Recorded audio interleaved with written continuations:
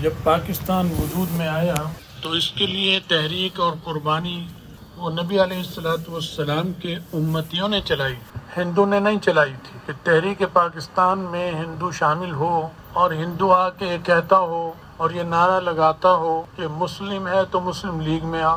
یہ نعرہ ہندو لگا سکتا ہے، یہ نعرہ سکھ بھی نہیں لگا سکتا کہ تحریک پاکستان میں آئے اور نعرہ لگائے کہ پاکستان کا مطلب کیا، یہ سکھ کہے گا۔